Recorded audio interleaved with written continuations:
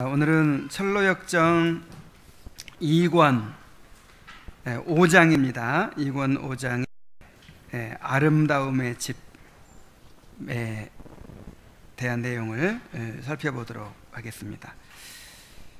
이 아름다움의 집은 교회를 가리키죠. 이제 철로역정에서는 길을 가다가 우리 교회를 발견하고 또 교회에서 또 뭔가를 누리다가 또 순례 여행을 계속하고 막 이런 식으로 돼 있어서 교회가 가다가 들리는 어떤 곳처럼 이렇게 보여지는데, 사실은 이제 우리가 이 교회에서 이 세상에서 하나님의 백성으로 살아갈 수 있는 모든 것을 공급받고 누리고 쉼을 누리고 위로를 받고 하나님의 은혜를 받고 또 이제 세상에 나가서 열심히 부딪혀서 또 살고, 이런 거를 이제 비유한 것입니다. 교회와 떨어지는 것이 아니라. 자, 이제 해석자는 성령님이시죠. 그 성령님께 교훈을 받고 이제 계속 순례의 길을 가던 그들은 마침내 이제 그 아름다움의 집으로 향하는 과정에서 곤고산이라는 기슭에 이르렀습니다. 담대는 예전에 크리스천이 이곳을 지나갈 때 겪은 이야기를 해주었어요.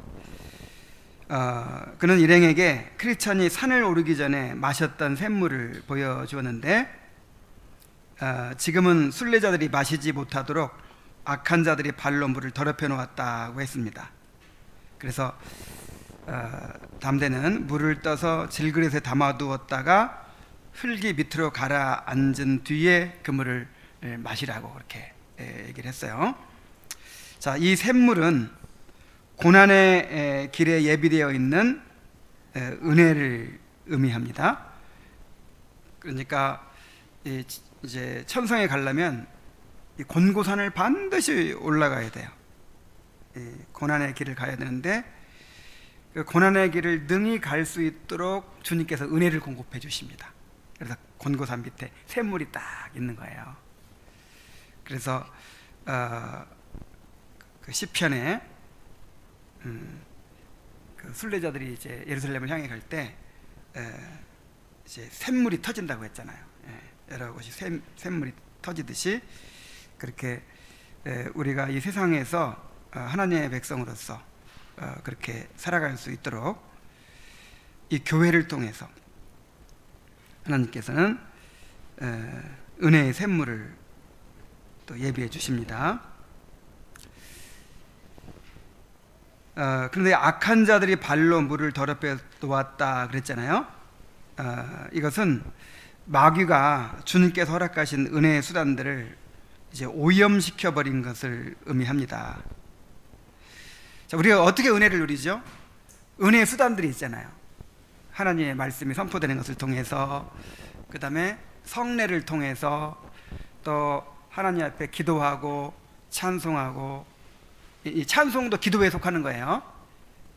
기도하는 걸 통해서 이렇게 은혜의 수단들을 통해서 예배를 통해서 그렇게 은혜를 누리도록 되어 있는데, 이 중세 로마 가톨릭 치하에서, 그리고 존 번연 당시 그런 영국 국교회 아래에서 말씀이 제대로 선포되지 못하고 온갖 섞여 있는 것들이 선포되게 하시고, 그리고 중세 때는 아예 그냥 말씀 선포가 없어져 버렸어요.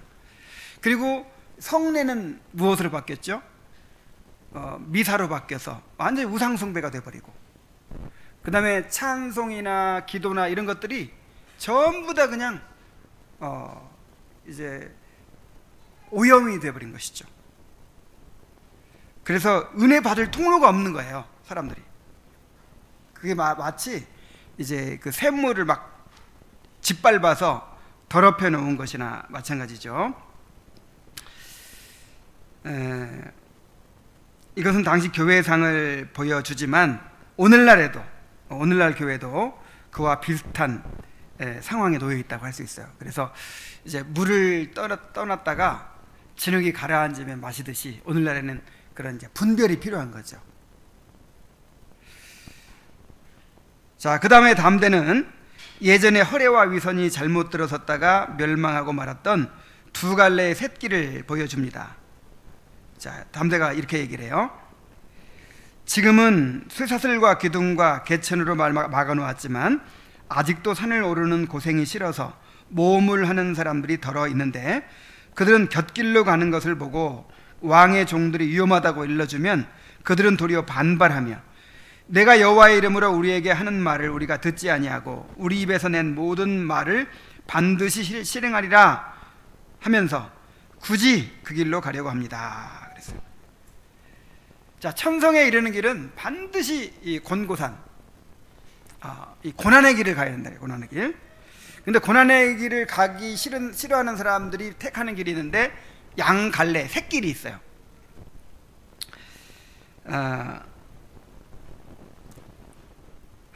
왼편으로는 위험이라는 길이 있고, 오른편으로 돌아가는 길은 멸망이라는 길입니다. 그런데 그 위험이라는 길과 멸망이라는 길로 이렇게 허례와 위선이 돌아갔다가 죽었죠. 멸망하고 말았죠. 그래서 여기서 보여주는 것은 뭐냐면, 사람들은 천국에 이르는 쉽고 편한 길을 찾아요. 신앙생활을 어떻게 하면 더 편하게 할 수 있을까? 어떻게 하면 자기를 부인하지 않고 십자가를 지지 않고 고난받지 않고 어떻게 좀 이렇게 편하게 그렇게 할 수 있을까? 항상 이런 이제 마음을 가지고 있는 거죠. 그런데 그런 길이 있어요, 없어요? 없다는 거예요. 이 가운데 똑바로 난 이 고난의 길 외에는 없다는 거예요. 쉽고 편한 길은 멸망의 길입니다.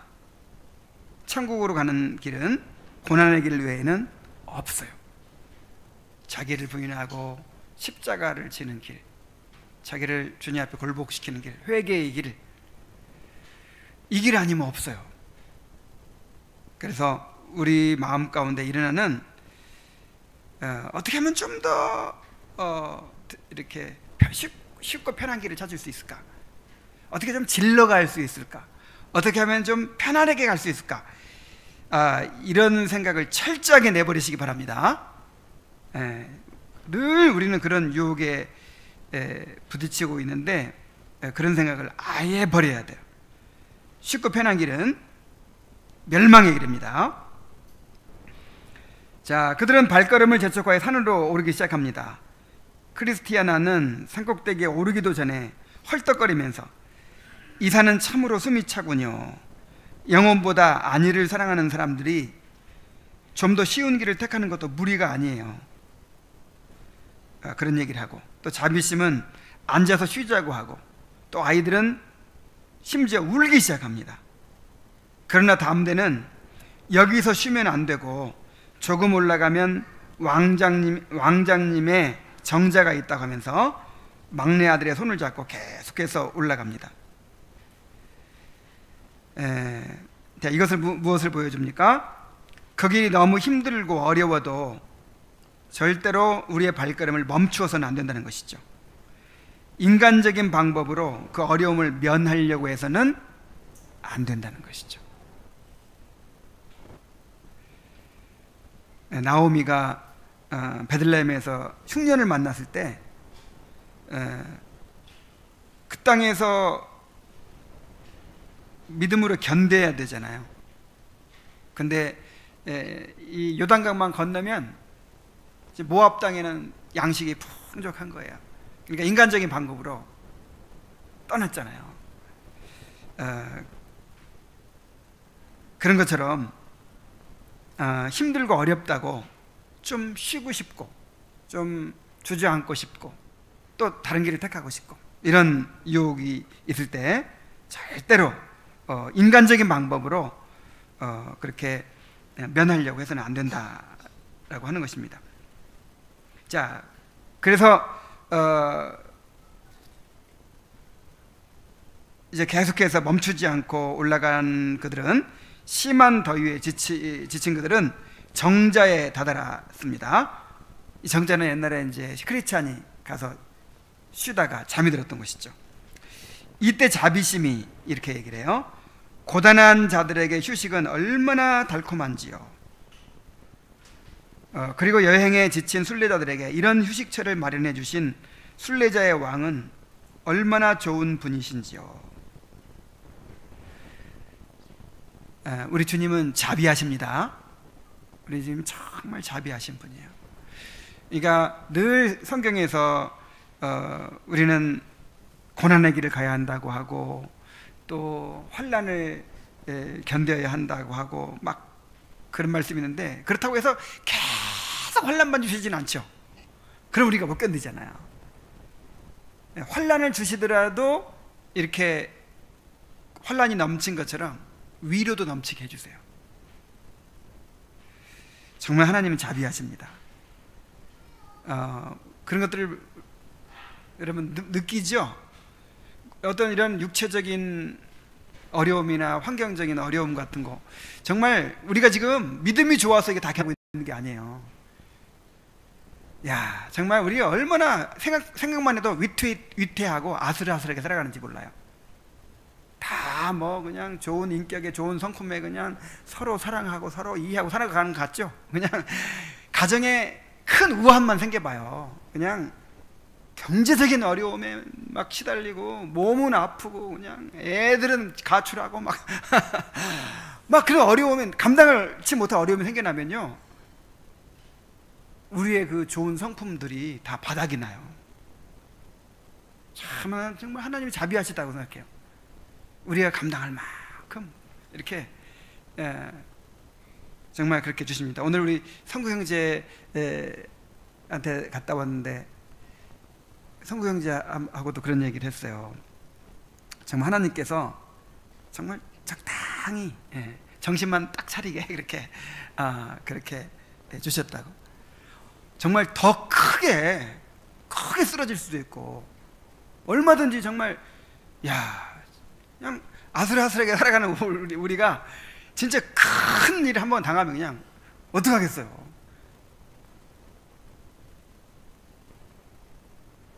그래서 주님은 고난의 길을 그냥 한없이 고난만 당하고 그냥 지쳐 쓰러지도록 절대 버려두시지 않는다고요.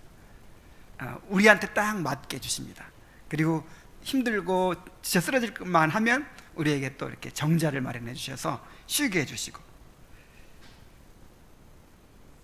우리 주님을 신뢰해도 좋습니다.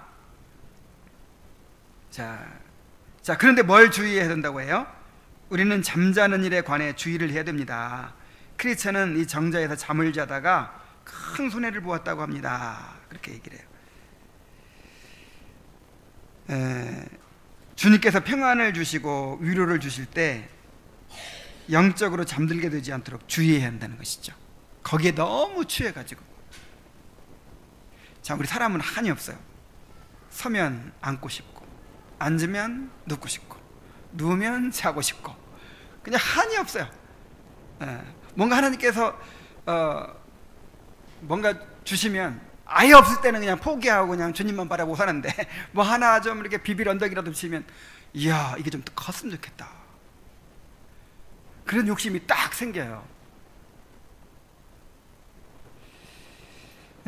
그래서 하나님께서 복을 주실 때 그런 욕심이 생기지 않도록, 영적인 잠이 들지 않도록 주의해야 한다는 것이죠. 자, 담대가 아이들에게 이제 또 교훈을 줍니다. 자, 너희들은 어떠냐? 순례길을 헤쳐나가는데 대해서 무슨 생각을 하느냐 하고 묻자, 막내가, 선생님, 저는 심장이 터지는 줄 알았어요. 그렇지만 제가 기진맥진에 있을 때 손을 잡아 이끌어 주신 것 참 고마워요. 저는 하늘로 가는 길은 사닥다리와 같고 지옥으로 가는 길은 언덕을 내려가는 것과 같다는 어머니 말씀이 생각나요. 저는 언덕을 내려가 죽는 것보다 사닥다리를 타고 올라가 사는 편을 택하겠어요 하고 말합니다. 참, 막내 아들이 잘 배웠어요. 엄마한테 늘 들은 거예요. 엄마한테 무슨 교훈을 들었어요? 얘야, 천국을 올라가는 거는 사닥다리 올라가는 거와 같고 지옥 가는 거 뭐와 같다? 언덕을 내려가는 것과 같다. 그러니까 이 세상에서 쉽고 편한 길만 가다 보면 어디로 와요? 쉽고 편한 길, 넓은 길로 가다 보면 지옥으로 가는 것이고, 근데 우리가 천국 가려면 사다리를 올라가는 것처럼 그렇게 고난을 감수해야 된다. 이거를 아이한테 늘 가르친 거예요. 그래, 이 아이한테 뭐가 박혔어요?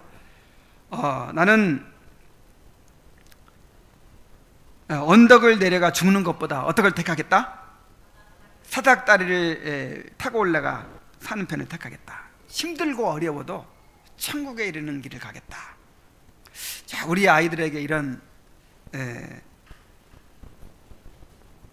인생관, 참 이런 가치관, 이런 것들이 탁 심어지면 얼마나 좋을까요?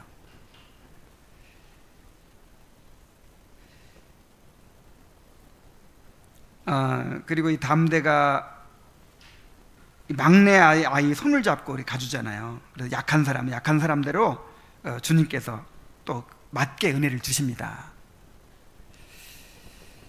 자, 자비심이 언덕을 내려가는 일은 쉽다 하는 속담이 있다고 말하자 막내가 언덕을 내려가는 일이 가장 어려운 일이 될 날이 올 거라고 봐요. 그렇게 대답을 합니다. 그러자 담대가 참 훌륭한 아이구나, 내가 올바른 대답을 했다고 칭찬합니다. 자, 언덕을 내려가는 일이 가장 어려운 일이 될 날이 온다.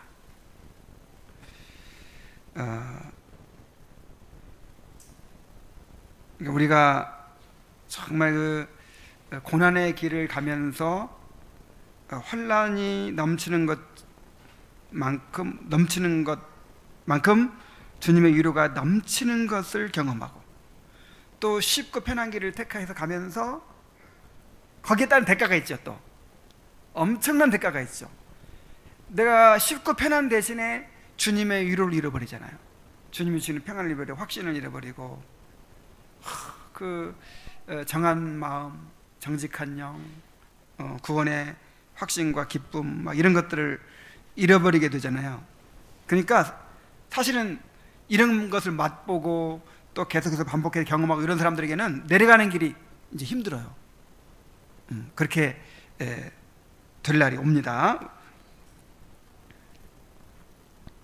그래서 기쁨으로 고난의 길을 가고, 정말 거기를 벗어나서 내려가는 것을 정말 큰 재앙을 만나는 것처럼 두려워하고 싫어하고 그런 사람들이 되기를 바랍니다. 자, 6번이죠. 6번. 크리스티아나가 집을 떠날 때 해석자가 손에 쥐어진 석류 한 조각과 벌집 한 송이와 원기를 돋우는 작은 음료수 한 병을 내놓으며 자비심에게 먹어보라고 합니다. 그러면서 이렇게 얘기를 해요. 당신이 자진해서 내 동반자가 되어준 데 대한 감사의 의미에서 우리가 처음 여행을 시작할 때 약속한 대로 내가 가진 모든 것을 당신과 나누도록 하겠어요. 그러니까 그 해석자의 집을 떠날 때 해석자가 따로 불렀어요, 크리스티아나를. 그러면서 이렇게 가면서 먹으라고 이런 걸 이렇게 나눠준 게 있거든요. 그거를 자기 혼자만 먹지 않고 자비심한테 이렇게 나눠주는 거예요. 그러면서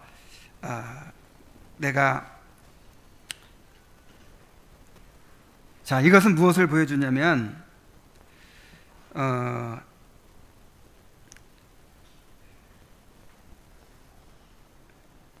우리 교회 안에서 성도들이 다 하나님께 받은 은사가 있거든요. 그러니까 내일 설교할 내용에 있는 내용과 같은 것인데, 에베소 4장 16절에 보면은 그에게서 온몸이 각 마디를 통하여 도움을 입음으로 연락하고 상합하여 각 지체의 분량대로 역사하여 그 몸을 자라게 하며 사랑 안에서 스스로 세우느니라 그랬어요. 우리가 어떻게 해서 성장을 하게 되냐면, 이제 그에게서, 그리스도를 통해서 모든 걸 공급받죠. 그리스도를 통해서 모든 것을 공급받고 도움을 받아서 성장하는 건데, 이게 그리스도께로부터 공급받는데 또 서로가 연락하고 상합해서 각 지체의 분량대로 역사를 한다는 거예요. 작용을 해서 그 몸을 자라게 한다는 거예요.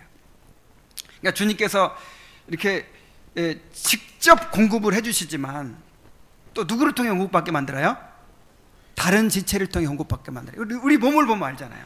우리 몸이 전부 다 각 마디를 통해 연결되어 있어가지고 모든 지체가 다른 지체를 섬깁니다. 몸을 섬김으로 이 몸이 자라가요. 이 모든 지체들에게 주어진 기능들이 있죠. 요걸 이제 우리가 이 교회 지체로 교회 성도들에게 적용하면 은사라고 해요. 은사. 그러니까 해석자가 크리스티아나에게 먹을 것을 이렇게 줬듯이, 그거를 이제 다른 사람이 나눠줬듯이, 우리 모든 사람들에게 다, 교회 안에 모든 성도들에게 은사를 주셨어요. 은사들을 먹을 걸 다 나눠주셨어요. 그걸 혼자 먹으면 돼야 안 돼요? 그거를 다른 사람을 나눠줘야 된다. 그래서 이제 그 에베소 4장 12절에 교회 목사와 교사를 세우신 것은 성도를 온전하게 하며 봉사의 일을 하게 하며 그리스도의 몸을 세우려 하심이라 그랬거든요. 그 봉사의 일을 누가 해요? 성도가. 그러니까 목사가 하는 일이 뭐냐면 성도들을 무슨 일을 하게 한다? 봉사의 일을 하게 한다. 이 봉사의 일은요, 사역이 아니고 서로 섬기는 일을 말해요. 목사 하는 일은 성도들이 성숙해져 가지고 자기만 위해 사는 게 아니라 서로 섬기게 만드는 일을 해야 되는 거예요, 목사가. 그럴 때 교회가 세워진다는 거예요. 왜냐하면 교회는 주님께로부터 공급받지만 주님께서 다른 지체들을 통해서 그 은혜를 흘러가게 하시기 때문에. 자, 이건 다 내일 설교할 건데 미리 다 얘기를 했어요.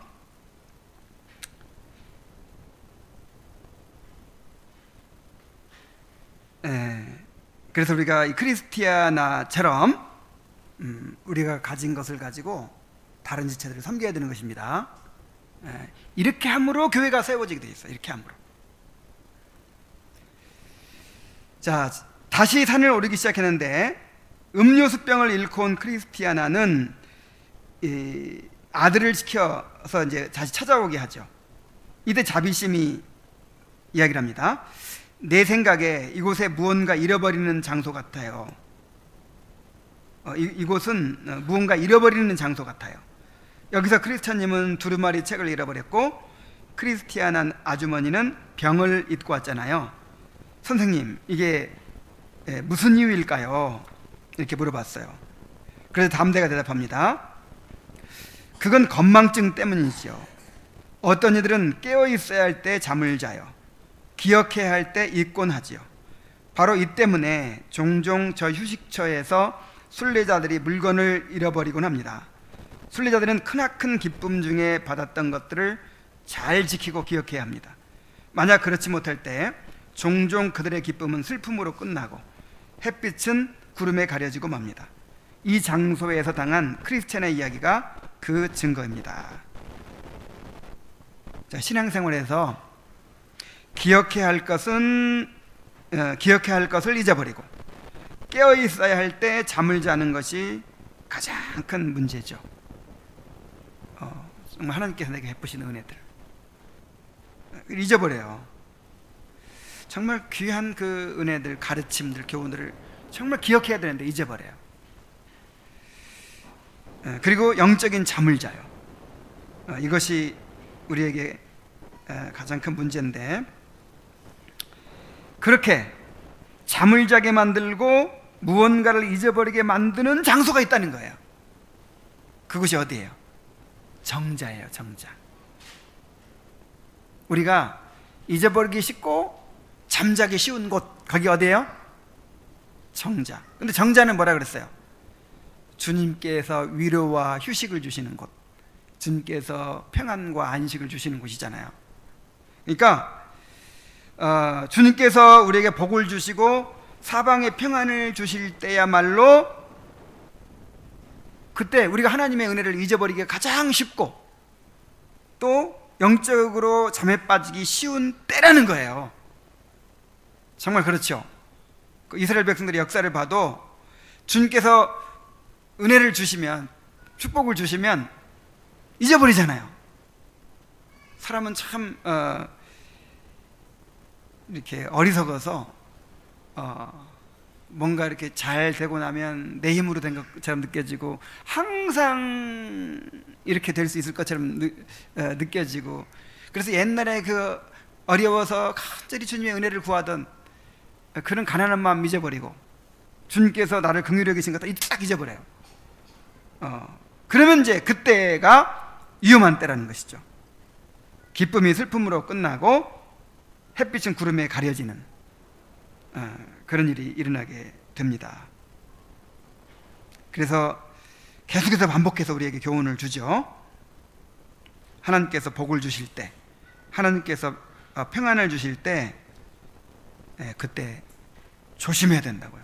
정말 교만해지지 않도록, 또 영적으로 나태해지지 않도록 조심해야 될 줄로 믿습니다. 계속해서 길을 가던 그들은 예전에 크리스찬이 불신과 겁쟁이를 만나 무서운 사자가 있으니 돌아가라고 권고를 받았던 장소에 이르렀습니다. 그런 적이 정말 있었죠. 불신과 겁쟁이가 막 이렇게 되돌아오는 거예요. 그래서 왜 되돌아오냐고 그러니까 저 앞에 사자가 있어가지고 지나갈 수가 없다고, 당신도 빨리 돌아가는 게 좋을 거라고. 그런데 크리스찬은 망설이다가 어떻게 했어요? 계속 갔죠. 자, 거기서 그들은 여기 단은 이제 이 설교단처럼 이런 단을 말하는 거예요. 스테이지. 단처럼 생긴 것을 보았는데 그 앞 길가에는 넓은 게시판에 이 단을 보는 자는 마음과 혀를 삼가라. 만일 삼가지 않으면 기나긴 고초를 당한 어떤 자들처럼 여기서 벌을 받으리라는 시가 기록되어 있고, 그 밑에는 그 자리에 단이 세워지게 된 이유가 이렇게 적혀 있었습니다. 이 단은 불신이나 두려움 때문에 순례길을 더 나아가기를 꺼려하는 자들을 벌하기 위해 세워졌다. 크리스찬의 여행을 방해하려 했던 불신과 겁쟁이가 이 단 위에서 불에 달군 쇠꼬챙이로 혀가 뚫리는 벌을 받았다 그랬어요. 그러니까 이 불신과 두려움, 이 불신과 두려움은 서로 이렇게 붙어 다닙니다. 두려움이 왜 생겨요? 불신이 생겨요. 주님께 대한 신뢰가 없으니까 두려운 거예요. 그래서 이 불신과 두려움을 가진 사람들은 어떻게 합니까? 순례길을 가기를 꺼려하죠. 사자가 있다고 꺼려하고, 자기들만 안 가면 좋겠는데 또 뭐 어떻게 해요? 가지 말라고. 이 길로 가다가는 사자한테 잡혀먹는다고. 그렇게 이 순례의 길에 대해서 악평을 하고 사람들에게 두려움을 주고 불신을 심어가지고 다른 사람도 못 가게 한단 말이에요. 자, 이런 사람들이 죄가 너무 크다는 거예요. 그래서 뭐 어떤 벌을 받았어요? 불에 달군 쇠꼬챙이로 혀가 뚫리는 벌을 받았다는 거예요. 정말 이 불신과 두려움을 가진 사람들, 그러니까 모든 죄가 다 그렇지만 이렇게 동조자를 규합하고자 하는 마음이 있거든요. 나 혼자만 그러면 이제 내가 벌을 혼자 다 받고 두려운데, 다른 사람도 같이 그러면 좀 이제 두려움이 덜하거든요. 그러니까 나만 안 가면 좋겠는데 다른 사람까지. 그래서 이 마음속에 있는 회의와 불신과 두려움과 의심과 이런 거를 막 전파합니다, 사람들한테. 너 그렇게 살지 말어. 예수 믿어도 돈이 있어야 살아. 그냥 너 머리에 비 빠지지 마라 막 해가면서 다른 사람까지 그냥 이렇게 너무 순진해서 그래, 좀 나이를 더 먹어봐 세상을 너무 몰라서 그래 하면서 다른 사람까지 막 못 가게 막 그렇게. 근데 그런 사람들에 대한 벌이 커요. 불에 달군 쇠꼬챙이로 막 혀가 뚫리는 벌을 받아요. 자, 이를 보고 자비심이 말합니다. 이는 사랑스러운 이의 말씀과 매우 흡사하군요. 너 속이는 혀여, 무엇을 내게 주며 무엇을 내게 더할꼬. 장사의 날카로운 화살과 로뎀나무 숯불이로다.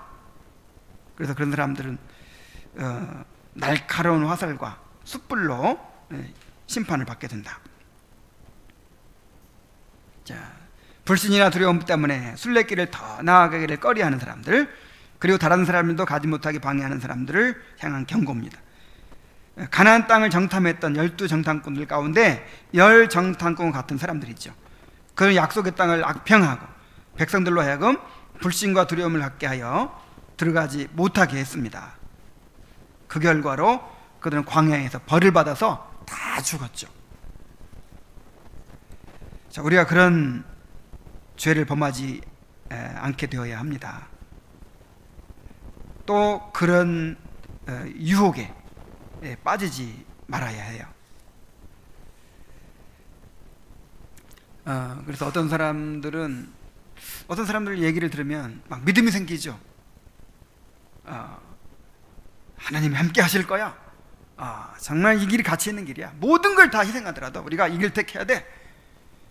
그렇게 확신 있게 증거하는 사람들 얘기 들으면 이거 믿음이 생기고 막 그러잖아요. 근데 어떤 사람 얘기 들으면 그냥 갑자기 눈이 떠져 막 세상에 대한 눈이 떠지고 그냥 철이 들기 시작해 막 그래서 뭔가 나도 이대로 있으면 안 될 것 같고, 얼른 막 나도 돈 벌어야 할 것 같고, 막 얼른 뭐 인간적인 어떤 것들을 의지해야 될 것 같고, 막 이렇게 만드는 사람들이 있어요. 자, 그런 사람들이 되어서는 안 되고, 또 그런 유혹에 빠져서는 안 됩니다. 자, 다시 길을 가던 그들은 사자가 보이는 데까지 이르렀어요. 앞에 가던 소년들은 사자가 무서워 되돌아와서 서서는 어른들 뒤에 가 숨었습니다. 이를 보고 안내자는, 이 담대는 웃으면서 말합니다. 얘들아, 이게 무슨 짓이냐? 위험이 없을 때는 앞서가기를 좋아하다가 사자가 나타나니까 꽁무니에 와서 붙다니. 자, 이게 이제 아직 믿음이 어리다는 증거죠. 믿음은 언제 나타납니까? 위기 때 드러나게 돼요. 위기 때. 그래서 그 아이들이 평안할 때는 앞장서 가요. 막 자기들이 앞서간다고 막 좋다고 막 뛰어가요. 사자가 나타나니까 얼른 막 뒤로 숨잖아요. 그것처럼 평탄하고 뭐 좋을 때는 막 그냥 앞장서서 할렐루야 그냥 찬송하고 믿음 있는 것처럼 막 고백하고 막 다른 사람 막 권면하고 막 이러는데, 뭐 막상 어떤 인생의 위기 가운데 처하면 이제 그때 그냥 인간적인 수단을 의지하고 또 불신과 두려움에 빠지고 또 뒤로 물러서고 이렇게 하는 일이 생기죠. 이것이 이제 미성숙한 믿음의 특징이에요. 어린아이의 믿음의 특징이죠. 그렇지만 이제 어린아이니까 기다려줘야죠. 그래서 담대도 책망하지는 않습니다.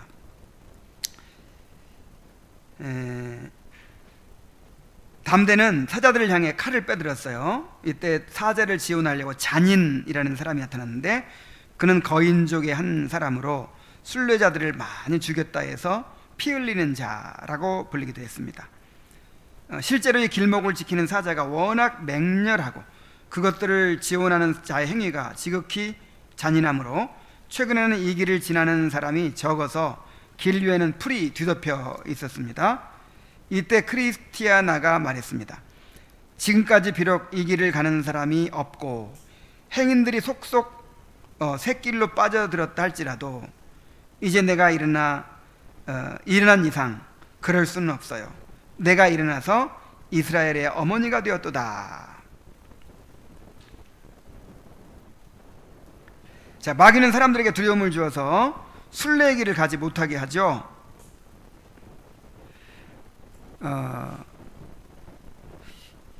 이 천국을 향해 가는 길은 세상 사람들이 가는 길과 다르잖아요. 세상 사람들 가는 길이 다르고 인간의 생각으로 어리석은 길이에요. 그래서 사람들의 비웃음과 조롱을 당할 수밖에 없는 길이에요. 그리고 위험한 길이에요.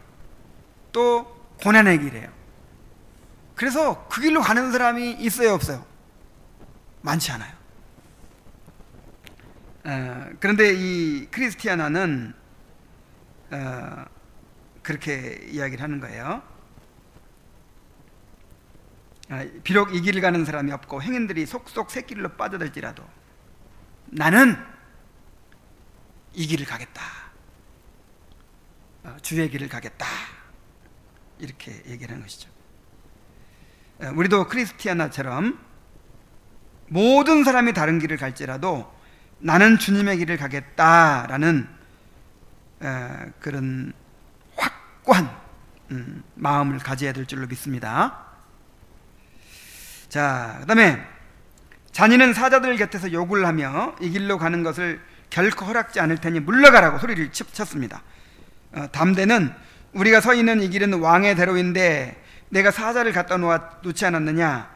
이 여인들과 아이들은 비록 연약하기는 하나 사자를 무릅쓰고라도 길을 갈 터이니 그리 알라 하면서 다시 칼로 내리치자 자니는 비명을 지르면서 죽어버렸어요. 담대는 순례자들에게 말합니다. 자, 나를 따라오세요. 사자들은 여러분에게 아무 해도 끼치지 못합니다. 그들은 사자 곁을 지날 때 두려웠지만 무사히 통과할 수 있었습니다. 자, 여기서 우리가 무엇을 배울 수 있습니까? 마귀는 느헤미야에서 우리가 읽었죠. 느헤미야에서. 자, 느헤미야에서의 그 영적 싸움이 드러나 있어요. 자, 그 대적들이 어떻게 예루살렘 성벽을 건설하는 일을 막으려고 하죠? 대적들의 그 전략이 뭐예요? 두려움을 주는 거죠. 계속 두렵게 하는 거예요. 두렵게 해가지고 이렇게 손을 놓게 만드는 것이죠.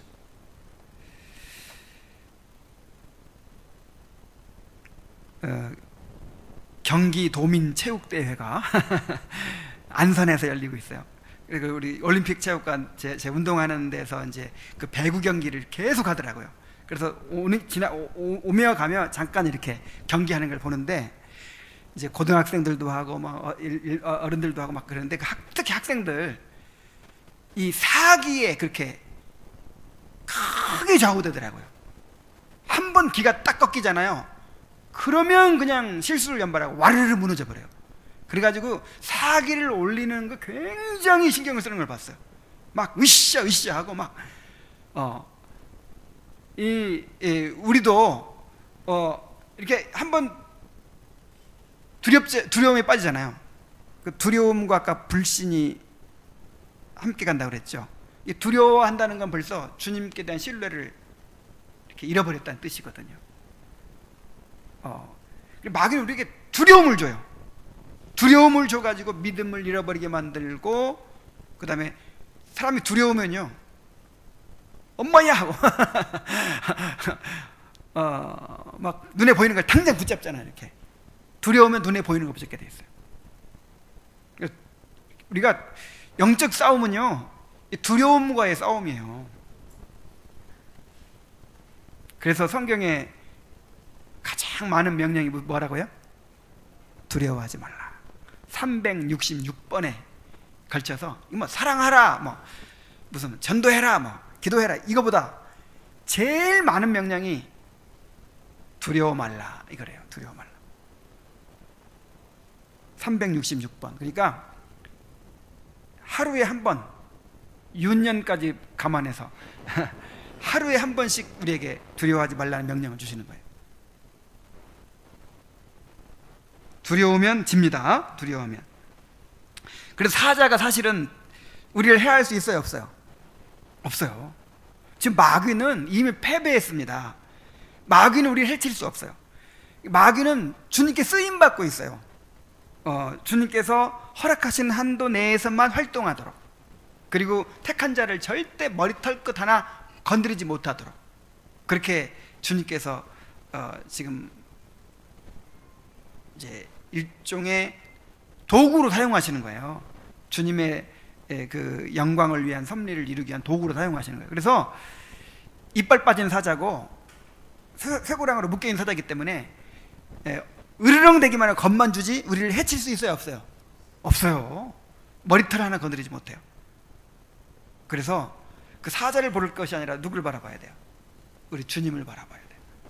그 사자를 주관하시는 주님을 바라봐야 돼요. 두려움을 물리치시기 바랍니다.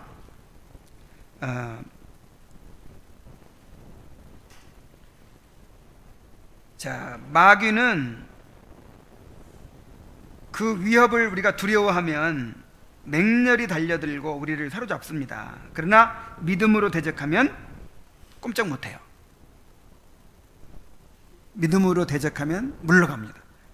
야고보서 4장 7절에 그런즉 너희는 하나님께 순복할지어다 마귀를 대적하라 그리하면 너희를 어떻게 하리라? 피하리라. 그러니까 만만하니까, 이게 겁주면 그냥 탁 수그러지고 막 하니까 자꾸만 시험을 주고 자꾸만 이렇게 두렵게 하고 하는 거예요. 자, 마귀가 우리를 두렵게 하고 할 때 대적하시기 바랍니다. 말씀으로 대적하고, 이거 정말 중요해요. 굉장히 중요한 거예요. 그래서 이제 마음속에 어떤 염려가 팍 들어와, 마귀 화살을 막 쏴서 탁, 이제 염려의 화살, 불신의 화살, 의심의 화살이 막 탁탁 박혔을 때 어떻게 해야 돼요? 쏠 때 어떻게 해야 돼요? 믿음의 방패로 탁 막아내고 말씀으로, 성령의 검으로 내리쳐야죠. 그냥 물러가라.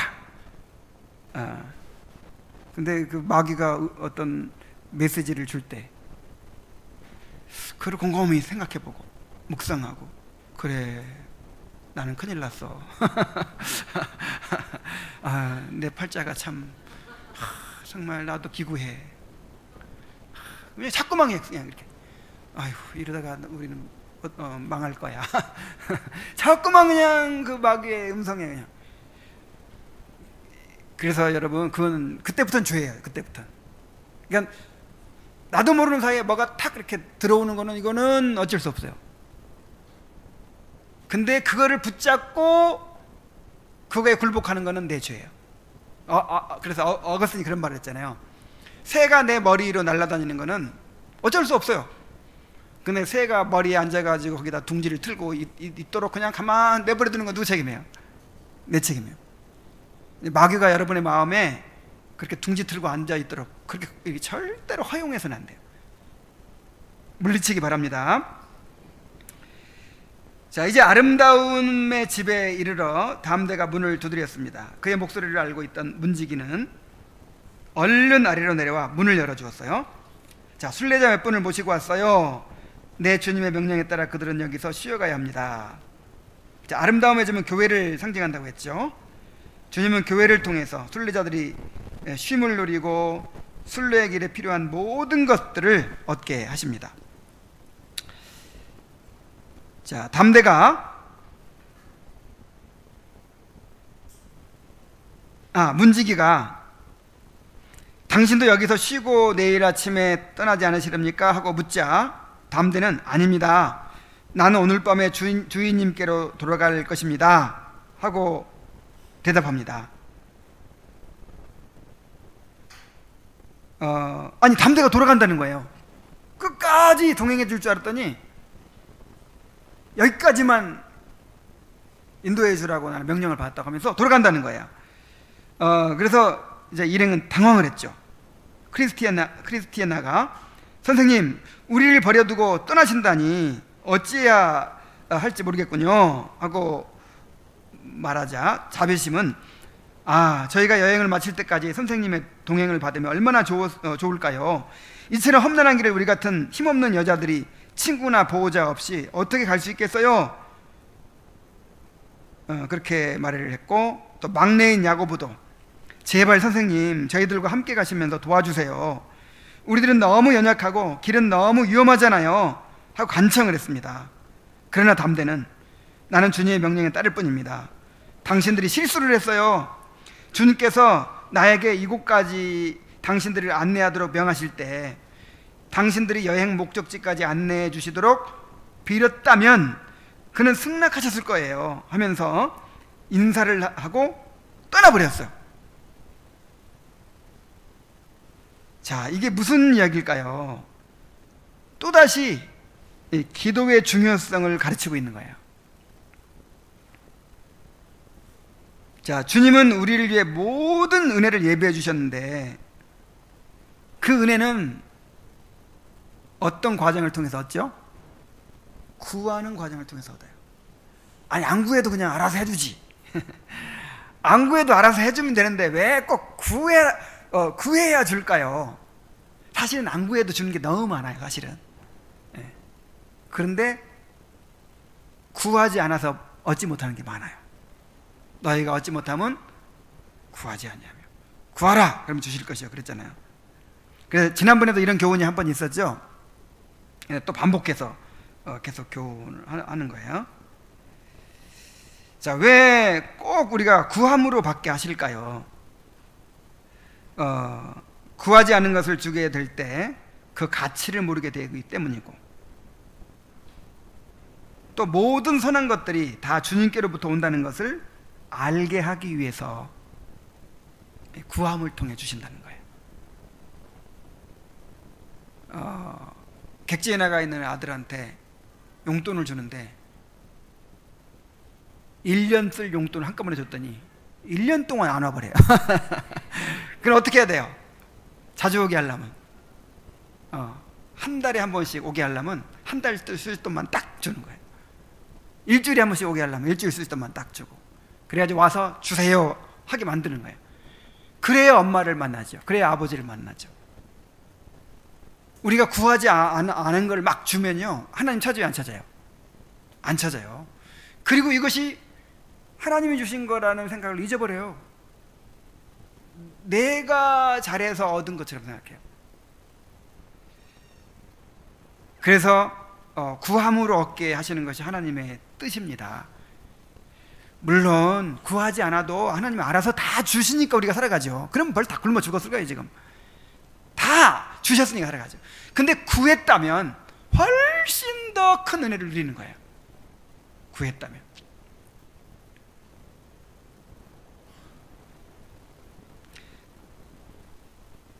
그 요한계시록을 우리가 성경 봉독 시간에 읽어가잖아요. 근데 그 개혁주의 스터디 바이블에 이런 주석에 이런 글이 있더라고요.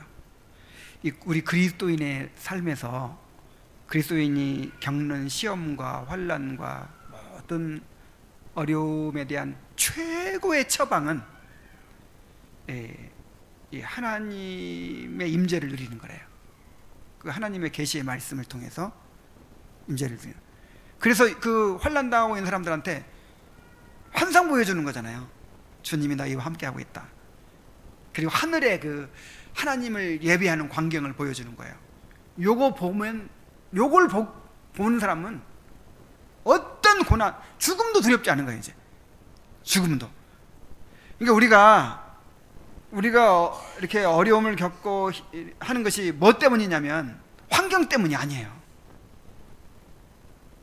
뭘로 봐서 알 수 있냐면, 바울 보세요. 그 초대교회 순교자들 보세요. 그런 막 이 생명이 경각간에 달린 상황에서도 기쁨으로 막 죽잖아요. 뭐 때문에 그래요? 그 사람들은 그 주님의 임재를 누리는 것입니다. 그 하늘을 보는 거예요.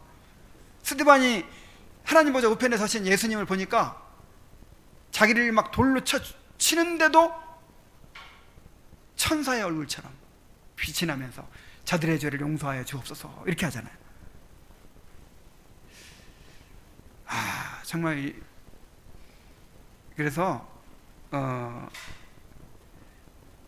우리가 이 환경이 문제가 아니에요. 정말 우리 주님을 만나는 게 제일 중요해요. 주님 만나는 게, 주님의 임재를 누리는 게 중요해요. 그게 바로 기도잖아요. 기도. 은혜의 수단 세 가지: 말씀, 그 다음에 성례, 기도예요. 기도. 찬송도 기도에 포함한다고 보면 돼요.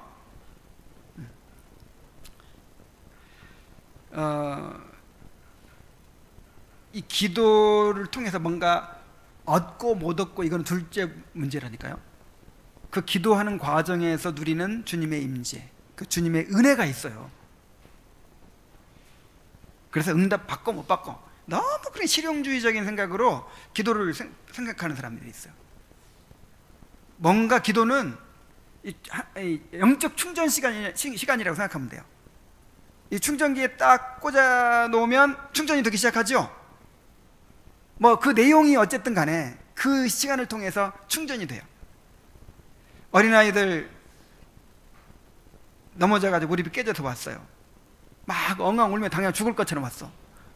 근데 엄마한테 와가지고 아프다고 하죠. 그럼 엄마가 치료해 주나요? 의사예요? 치료해 주게? 엄마도 뭐 아무 도움을 줄 수 없어요. 그냥 아이고 우리 내 새끼 아프겠다. 그러면 어때요?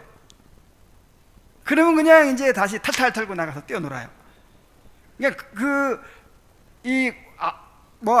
아프고 안 아프고 고쳐주고 못 고쳐주고 이거 이상의 그 엄마로부터 누리는 그 인격적인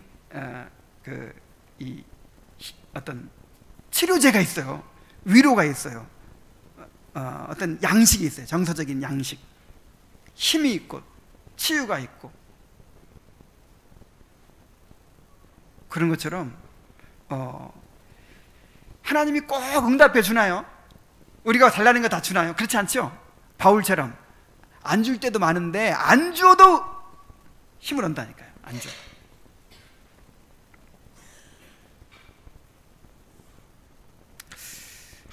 정말 기도를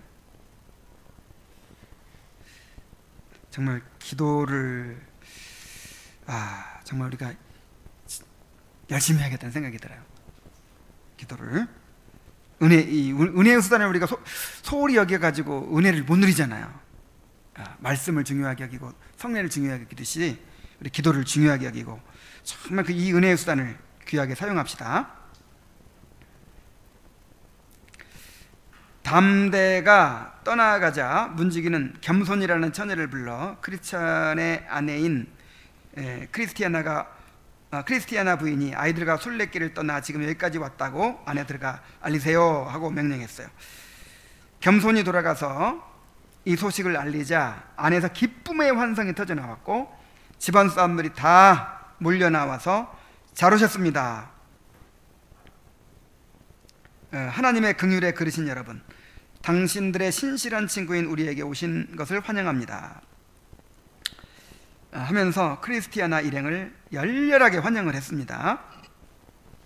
자, 천국을 향하여 순례의 길을 가는 자들이 극히 드물기 때문에 이토록 환영을 받는 것입니다. 누가복음 15장 7절에 내가 너희에게 이르노니 이와 같이 죄인 하나가 회개하면 하늘에서는 회개할 것 없는 의인 99을 인하여 기뻐하는 것보다 더하리라. 그러니까 정말 그 한 사람이 주님께 돌아와서 천국을 향해서 이렇게 순례 길을 가게 되는 것은 정말 기적 같은 일이죠. 이건 하나님의 창조의 역사라고 해서 창조의 역사. 태초에 천지를 창조하시듯이 그렇게 한 사람을 재창조하는 역사를 통해서 그렇게 회개하고 이렇게 순례의 길을 가게 되는 거예요. 그러니까 한 사람이 이런 한 사람을 얻는 게 얼마나 어려운 일입니까? 얼마나 귀한 일입니까? 그 한 사람 한 사람 얻는 내용들이 그 창세기에 나오죠. 정말 그 한 사람 한 사람, 이런 한 사람을 얻게 될 때 하늘에서 잔치가 열린다고 하잖아요. 하늘의 천사들에게 기쁨이 된다고 하잖아요. 정말 우리 한 사람 한 사람이 보통 사람들이 아닙니다. 기적의 소선이에요. 일행을 위해 요리한 어린 양의 고기로 저녁을 먹고 나서 잠자리에 들 때 그는 특별히 부탁하여 크리스찬이 묵었던 방에서 자게 되었는데, 크리스티아나와 헤비심은 함께 누워서 이런저런 이야기를 나눕니다. 남편이 길을 떠날 때만 해도 내가 이렇게 뒤따라오리라고는 상상도 못했어요. 또 지금 이처럼 그분이 묵으셨던 방, 그분이 주무셨던 침대에 아주머니가 주무시리라는 것은 생각도 못하셨죠? 어찌 그뿐이겠어요. 평안히 그의 얼굴을 바라보고 그이와 함께 왕 되신 주님을 예배하게 되리라고는 꿈에도 생각하지 못했었는데, 이제는 그 일들이 반드시 이루어질 것으로 믿어져요.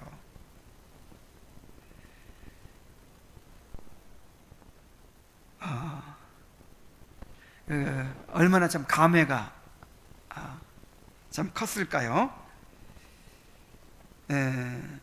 그 남편이 그렇게 죄로 인해서 괴로워하고 정말 구원을 갈망하고 그 순례길을 떠난다고 하고 막 신앙생활 할 때 그렇게 이해를 못하고 그렇게 구박을 하고 막 그랬는데, 자기가 이제 그렇게 가게 된 거예요.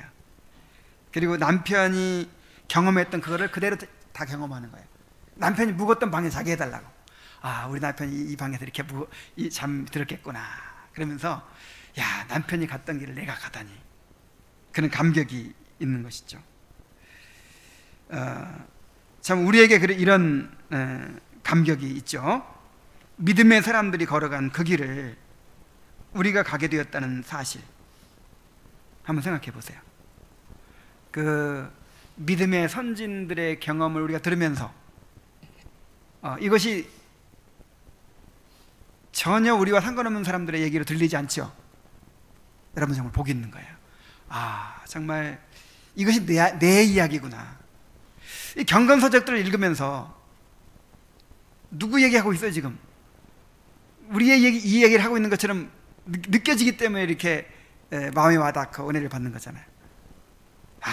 정말 우리는 복받은 사람들이에요.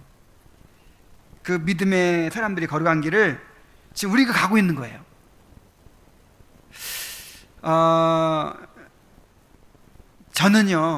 저는 그 어린 시절에 그 안식교회에서 자랐다고 했잖아요. 안식교 그 율법주의, 행위주의 이 교훈을 받고 자라가지고 말은 그럴싸하게 하거든요. 안식교에서도 이렇게 믿음으로 말미암아 의롭다 안 판다 꼭 가르쳐요. 그렇게 안 가르치는 건 아니에요. 근데 이제 거기다 율법을 섞어요. 이렇게 그래가지고 교묘하게 율법주의예요. 그래서 나는 내가 예수님처럼 성품이 이렇게 변화되어야만 천국 간다고 생각하니까 아무리 노력해도 안 돼요. 그렇게 참고 살다가 한번 동생들하고 대판 싸우고 나면 그냥 그동안의 모든 노력에 화를 또 막 경건하게 거룩하게 살아서 요즘에는 내가 좀 이렇게 예수님 오셔도 괜찮지 않을까 하려고 하는 순간 갑자기 마음속에 악한 생각이 막 들고 막 그래 또 아래로 무너지고 나중에 도저히 안 되겠는 거예요. 도저히. 그래가지고 그리고 이제 그 안식교 정식 명칭이 제7일 안식일 예수재림교회예요. 예수재림. 예수님이 곧 오신다. 곧 오셔서 심판하신다. 그게 얼마나 두려운지. 그냥 날마다 설교가 이거예요. 예수님이 오실 날이 이렇게 가까웠는데 어디서 지진이 나고 막 어떤 일이 벌어지고 막 어디 뭐 바다가 오염이 되고 막 어떤 일이 일어나고 막 그래서 예수님 오실 날이 막 언제 오실지 모르는데 이렇게 변화되지 않아서 가지고 어떻게 맞이할 수 있겠습니까? 그러면 야, 나 그 은겸이만 할 때부터 두려운 거예요. 그렇게 두려움 가운데 자라면서 나중에 청소년기쯤 되니까 와, 정말 내가 구원만 받을 수 있다면 내 팔을 하나 막 그런 생각까지 했다니까요. 팔을 하나 잘라 드린다고 해도 내가 구원만 받을 수 있다면 좋겠다. 막 나중에는 막 꿈에 예수님 오셨는데 다 들림 받았는데 나만 남아 있는 거야. 막 유황불이 펄펄 타고 있네. 그래 막 소스라치게 놀래서 깨고 막 이럴 정도로 그렇게 괴로워하고 그냥 두려워하고 막 그랬어요.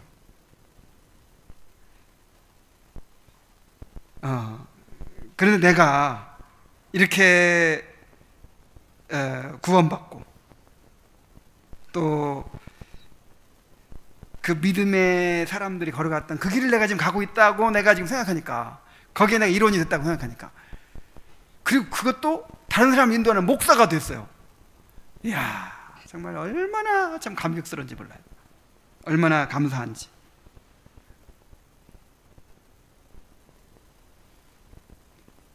자, 그때 자비심이 잠깐 무슨 소리가 들리지 않으세요? 하고 물었어요. 크리스티아나는 예, 들려요. 제 생각에는 우리가 여기 왔다고 기뻐 연주하는 음악 소리 같아요. 하고 말합니다. 그러자 자비심이 놀라워요. 집안에도 음악, 마음에도 음악, 하늘에도 음악, 우리가 여기 온 것을 저리도 기뻐하다니 하고 말합니다. 지금 은혜가 충만한 상태에 있죠? 집안에도 음악, 마음에도 음악, 하늘에도 음악. 여러분 이런 때가 있죠?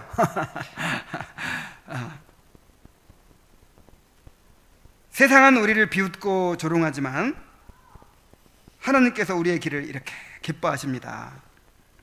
이 길을 동행하는 성도들이 우리를 응원하고 또 하나님의 천사들이 우리를 응원하며 섬기고 있습니다. 그래서 다시 한번 말씀드리지만 우리 그리스도인의 싸움은 환경에 달린 게 아니에요. 환경에 달린 것이 아니고 하늘로부터 오는 위로를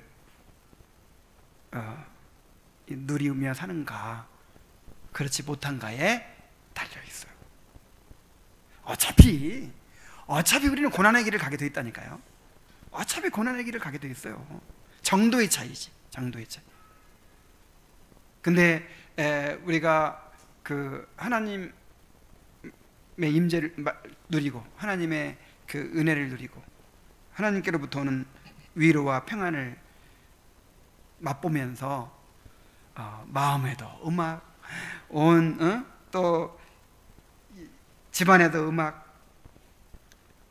또 이 하늘에서도 음악 소리가 막 들리는 참 그런 은혜를 우리가 누린다면 얼마나 감격 속에 기쁨 속에 갈 수 있겠습니까? 이런 은혜를 누리게 되기를 바랍니다. 정말 경건에 이르기를 더 연습해야겠다는 생각이 들고 더 하나님을 의지해야겠다는 생각이 들고 은혜의 수단을 더 굳게 붙잡아야겠다는 생각이 들고 그래요.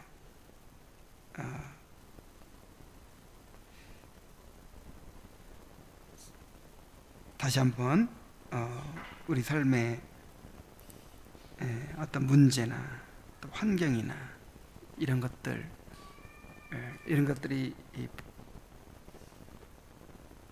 우리를 가로막을 수 없고 이런 것들이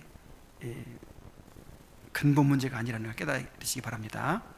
정말 우리 하나님을 얼마나 더 깊이 이제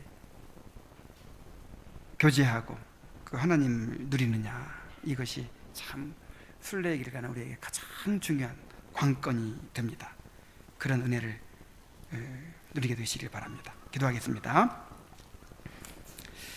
하나님 아버지, 하나님은 정말 자비로우신 우리의 아버지이십니다. 자식이 고통 가운데 허덕이는 것을 내버려 둘 부모가 어디 있겠습니까? 주님은 우리가 고난의 길을 갈 때 샘물을 예비해 주시고 정자를 예비해 주시고 또 이렇게 아름다움의 집을 예비해 주시고 또 계속해서 도움의 손길을 내밀어 주시고 순간순간 위로하시고 감당치 못할 시험은 당치 않게 해주시고 시험 당할 쯤에 또한 피할 길을 내시고 우리를 인도해 주십니다. 아버지 하나님, 이런 자비하시고 신실하신 하나님을 바라보는 대신에 환경을 더 크게 바라보고 불신과 두려움에 빠져서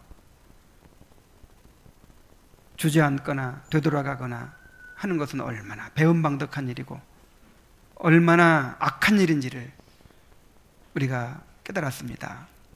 아버지 하나님, 우리의 믿음 없는 것을 불쌍히 여기시고 용서하시고 도와주시옵소서. 어떤 상황에서도 믿음의 주에 온전케 하시는 이 주 예수 그리스도를 바라보게 하시고 불신과 두려움에 자신을 내어주지 않게 하여 주옵소서. 우리에게 믿음을 주시옵소서. 예수님의 이름으로 기도하옵나이다. 아멘.